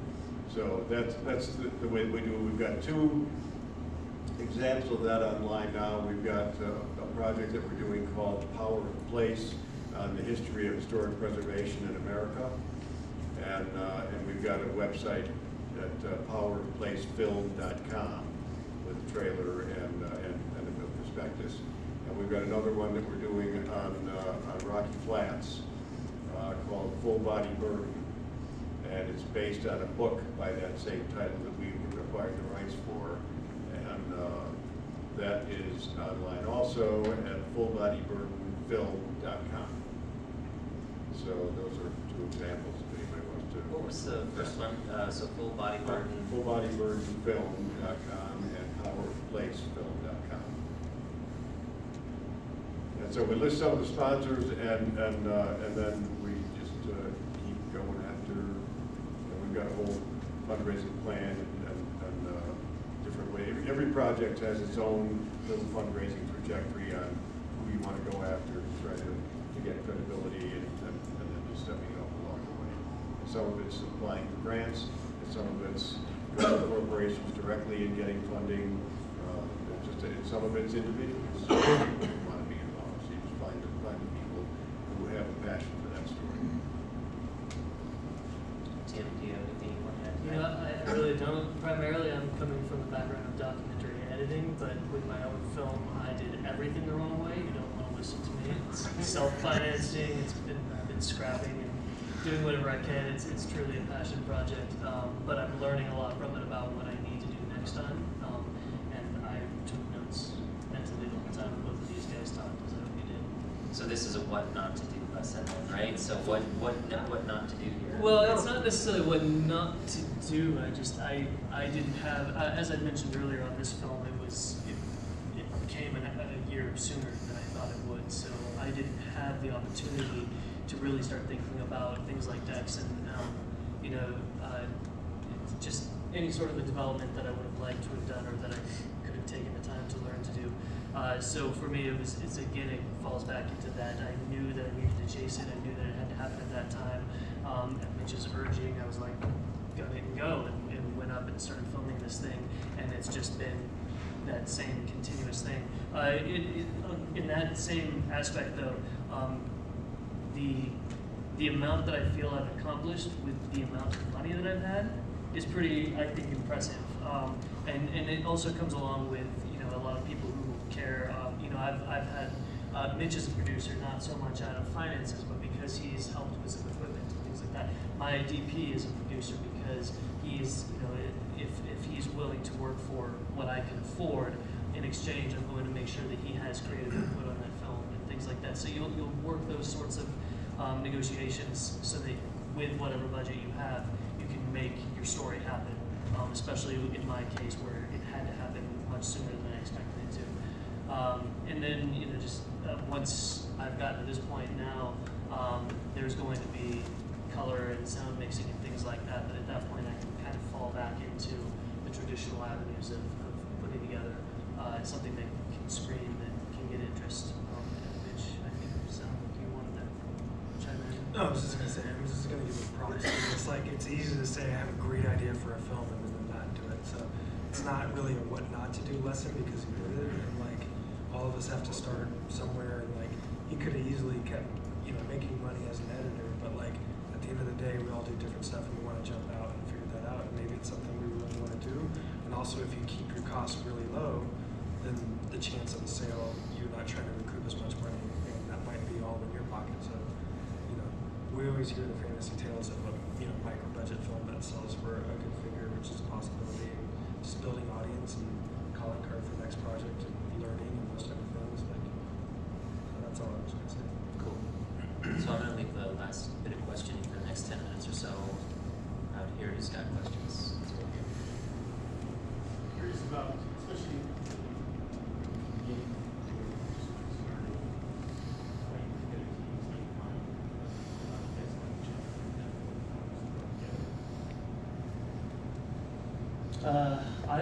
I found Mitch. I had a friend who does coloring and editing here in town, and I just told him, so I come from a background where I got into film late. I'd always loved it as a kid. Like I said, I made movies in camcorder and stuff like that, but then chased my dad's dream of doing a totally different career, and then finally realized that I needed to change.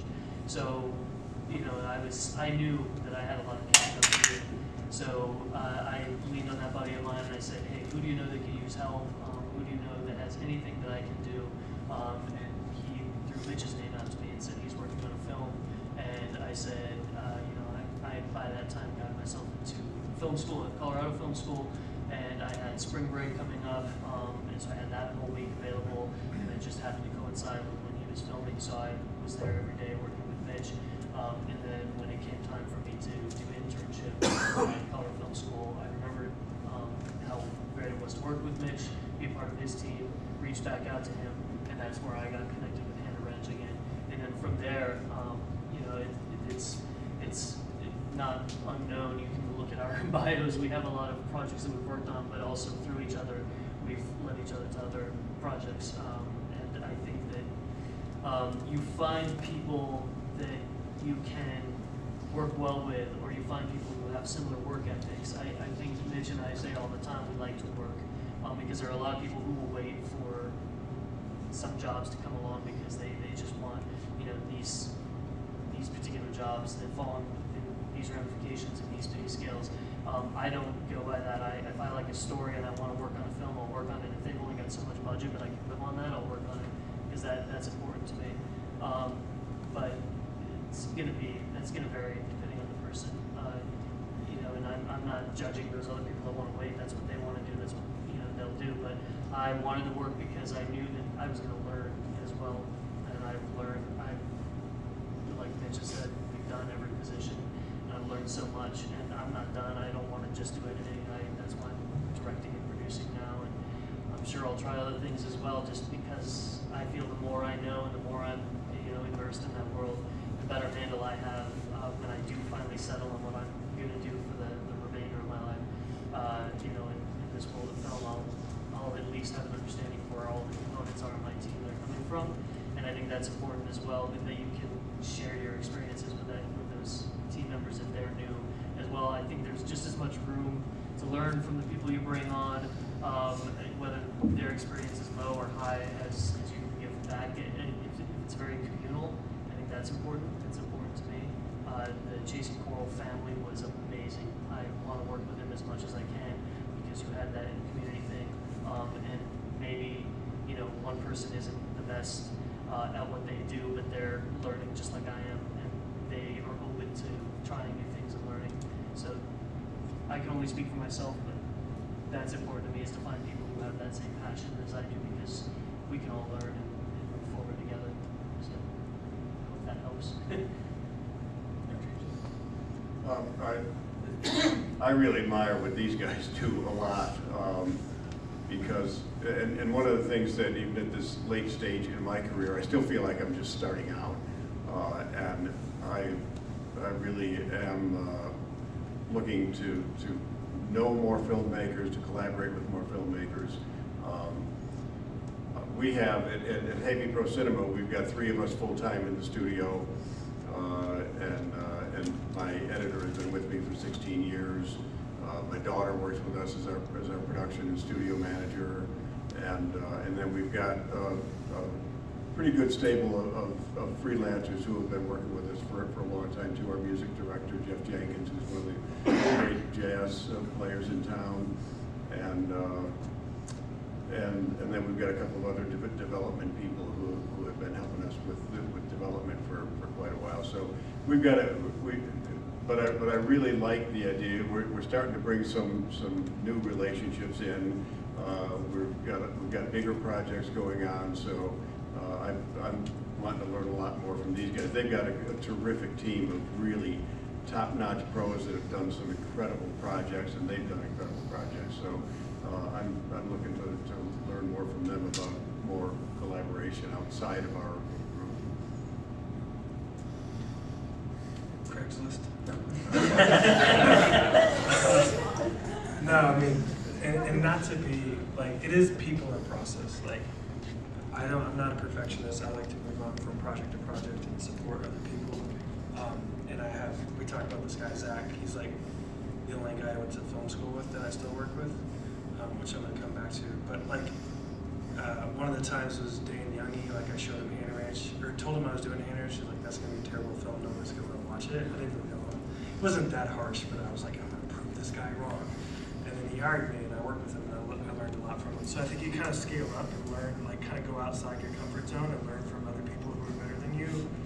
Learn from people who make mistakes. But I think where I'm at, one of the things where I'm at right now is that I'm really engaged with young kids, and not in any kind of patronizing way, but I think there's a lot of talent in like people at the high school and college level, and I think our education system is doing a big injustice to these kids that come out of film school with college debt as directors, and they can't make a living, and I get phone calls a year or 2 or 3 or 4 years later saying this isn't working out. So I'm encouraging all of us, as working professionals, to engage back in with the education community and like connect with young people. one, they're also like, they're more current, like they have good ideas, and I feel like they need that support. And I also think that that's one of the things that can solve the kind of inequity that we have in our industry, which is run by a lot of white men, is like finding young talent and making sure that they feel like they can make a living in this as well, instead of staying engaged with young folks.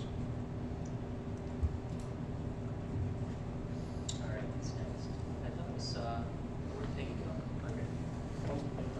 Did you, one second, we're right back to, did you have a question? No, I didn't. What's that? I did not have a You question. did not, okay. Question on the, and I'm new to this, so, It's over. Oh, my question, because I might get cut off. But on the business side of it, dealing with Netflix, is, I remember what the guy in Bell promised. Yeah, obsolete. Obsolete, yeah. And then she's saying, well, yeah, Netflix is this and that, I got $8,000 a year. So she was very upfront with what Netflix paid, because it seems like this nebulous amount. You get millions of dollars, you get $700 a month. How was the negotiation with Netflix? Bring a bill to them, and do they say, do they just slide you a number and say take it or leave it, or how's that work? I mean, they're constantly changing, and I think you've got to have people who are smarter than us to honestly answer those questions. So I can only kind of do the experiences that I have. Netflix offered a $310,000 streaming right only for paper papers at our premiere. It was like the fairy tale scenario. So that's how that worked. They took the streaming rights, they didn't take the exclusive rights, and it wasn't in a quote. If you look at what their business model is, they're going for originals where they own the licenses for long term, so they're not doing that. You can Google it and kind of do more research on that. It's a pretty cursory explanation of it. But they're really getting into the originals game. And they want to get in sooner, from my understanding, but that's still selective. So last year at Sundance, they bought a certain number of films at the festival, and those prices were way higher than they were where they bought Casting Jean, which was within the process. Like once we were halfway through the film, had done a lot of it, and through one of the EPs on the project. I mean, I was just a little Colorado producer that did all the reenactments and stuff like that. The director's from Australia. Scott McCauley, who's the editor of Filmmaker Magazine, kind of a godfather of independent film, was one of the producers. And so is James Shamus, who used to be with Focus Features. So those two guys really courted Netflix leading up to Sundance and sold it there, then and called it an original. Chasing Coral got bought at the festival. That price was higher because your sales team will say, wait as late as you can to jack the price up. Icarus sold for $5 million by doing that, and they were only trying to raise $2 million. So, but then the market changes, and the buzz coming out, which people will say is not true, but it is. Like Netflix didn't buy a single film at Sundance this year, because they had to pay too much last year. Same thing with Fox Searchlight on patty cakes and things like that. So it's too volatile to say any kind of given thing. And like Netflix was mailing DVDs 10 years ago, so like it's crazy to think of where we're going. At the end of the day, as content makers, hopefully we're going to have homes for our projects no matter what. But I think having a team that understands the sales side and tries to do that, and like as early as you can sell it. I mean, I'd rather sell a film now for $1 million than run the chance of trying to get it for $5 million later, and like being in that scenario. So I just want to make a living at it. It's not that kind of thing. So I think it really depends on the projects, but they are. It is true that they're really commissioning a lot of projects. And you've got Facebook, YouTube, Hulu, Apple, Amazon. All these players are kind of like. It's a bit of the Wild West again. It seems like a big transition. Great answer. Thank you. Okay, so we're at, I do have a question. Sorry. Kind of along the same vein, do you find that is Netflix involved in the content development at all, or is that just like a studio would be? I'm new to this as well, so I'm just curious as to whether you're seeing a trend towards, with the originals, whether you're seeing a trend towards them being involved in the content of the film. Having a creative role? Yes. Yeah, absolutely. They come on, they know, they have the algorithm for what people watch, and they kind of have a very, very talented team of people that's what they do, and they have originals team and development team and those sort of things that get involved in those things. But you can also make your film it's just how you want to do it and try to sell it afterwards. So it kind of depends on it. And then, I mean, like, everyone wants to be. I don't know. It's weird. It's a weird time with Netflix. Like, some people aren't really crazy about what they're doing to content right now, and like they'll probably sway back the other way. So I mean, Netflix isn't the be all and all, but they do get involved in the creative process. Same question. Same question about Amazon. Yeah, I do know. I mean, I haven't worked with them, but from conversations I've had with the people that I work with, I know that there is that same aspect that they will work with you to develop projects and things like that. I believe that Amazon has talked to Jeff Orlowski and Jason Coral and saying, bring us projects, we want to talk with you and work with you on these types of things. So, and not just Amazon, but other content providers as well. I think Hulu's in that list. So I know that not just, shoot a film and sell it, or shoot a film and come to us partway through and we'll see how we can help from here, as like John Benet, but I do know that they're looking at the very early stages or genesis of films as well, or series. Series seem to be really big right now to everybody.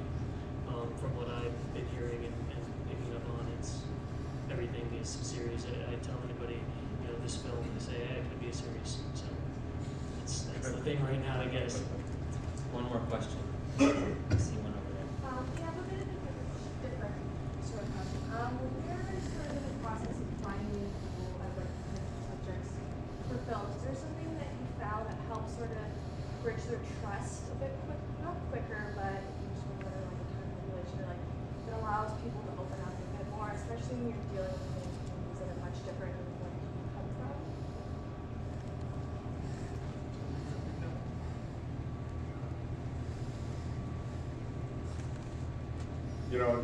In my project, we don't have all that much trouble getting people to sit for an interview. And I think that the trust thing is getting them to relax enough and forget about the camera and just have a conversation. And that's what I look at as an interviewer. I totally forget about the camera. I know exactly where it is. I like to sit really close to it. But I really am just lock eyes, and I really feel like and I make sure that they don't look anywhere else. If I catch people, a lot of times there's other people in on an interview, and I try to make them sit away from the camera so that people aren't shifting eyes, but that's the biggest trick in the kinds of interviews that I do, is getting people to forget about the camera, because otherwise they're saying too many uhs and ums. They're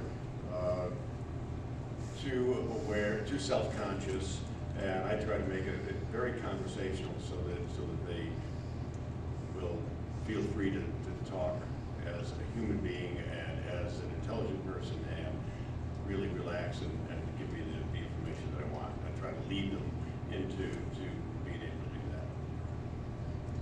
If I can ask, are you talking that you found subjects that you want to film but haven't filmed yet, and are trying to gain their trust? I've had both. So like people who I've pre-interviewed and it's great, and then once on camera, it's just very stoic and bureaucratic.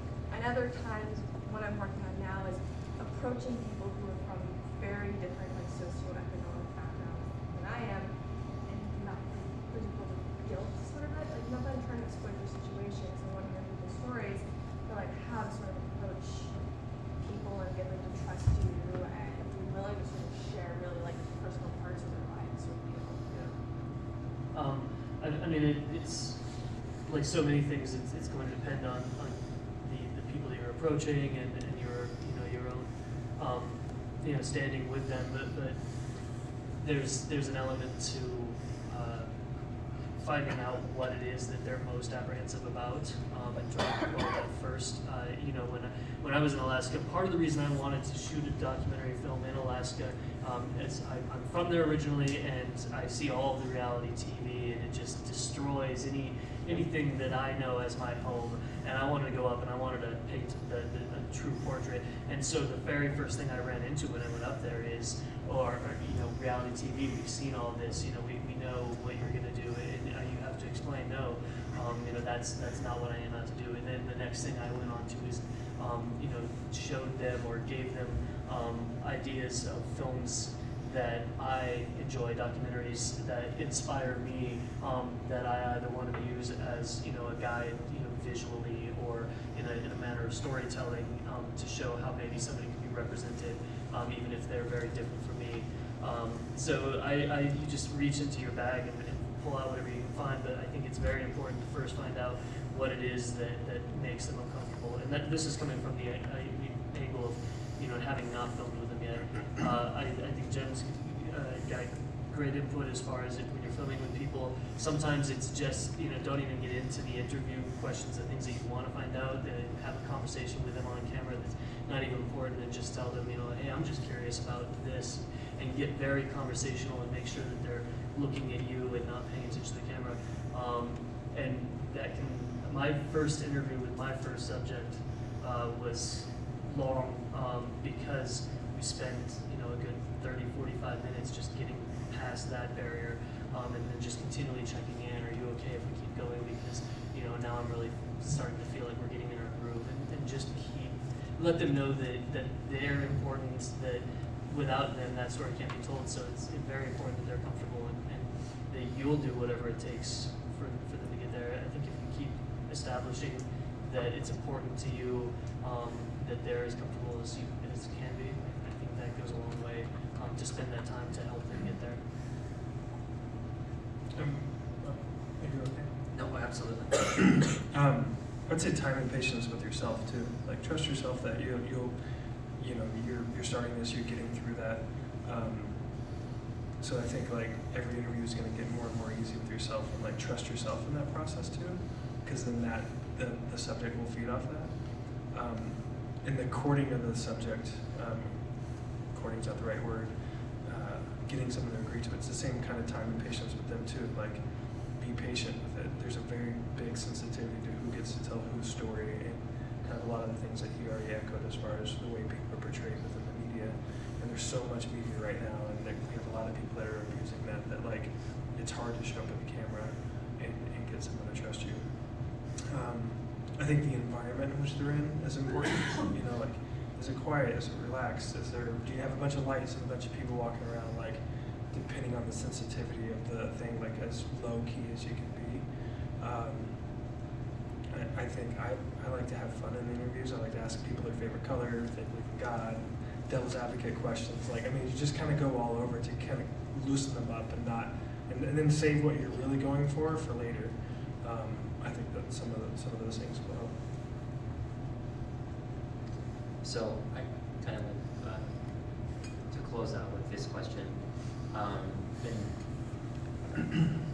In this case, it's probably going to be a little bit broad, because the question is, if there was one piece of advice that you could offer documentary filmmakers, what would it be? But my challenge of asking the question is, like, does it matter if you're early in your career or late in your career? So let's focus it in on if you were just starting to work in documentary filmmaking. What's the one thing that you might offer as a piece of advice?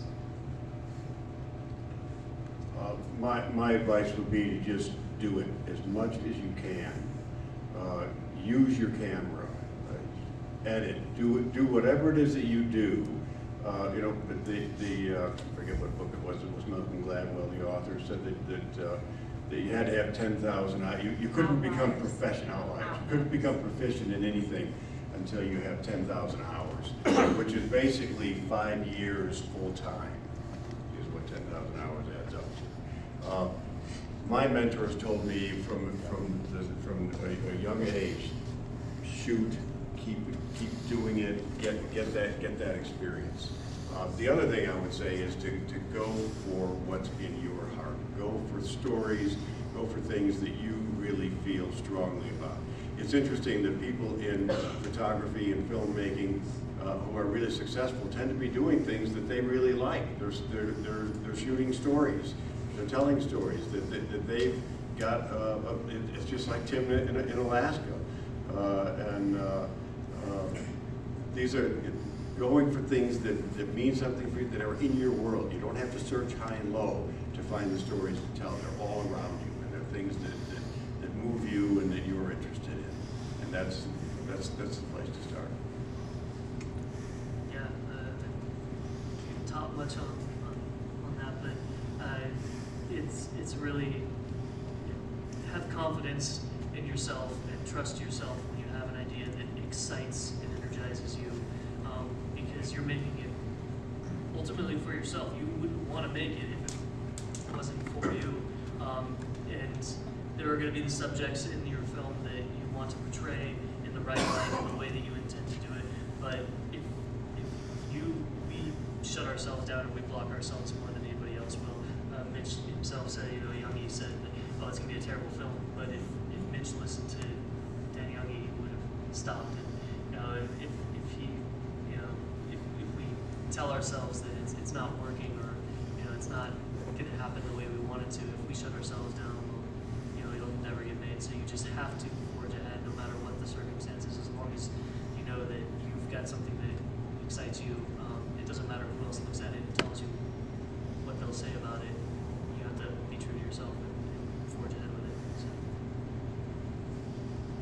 What am I supposed to say after that? I don't know. I wish I had something funny to. No, I mean, like, these things are good. Like, come to these things. I think be patient, have fun, listen, don't talk so much. Even though I've been talking a lot up here. Thank you. I mean, and just thank you guys. I mean, these kind of things are really cool. Thank you to Kurt and these guys up here. Like, you guys are awesome that you're engaged and not falling asleep and like those type of things while we're going through this. So look forward to seeing what you guys come up with. Thank you, guys.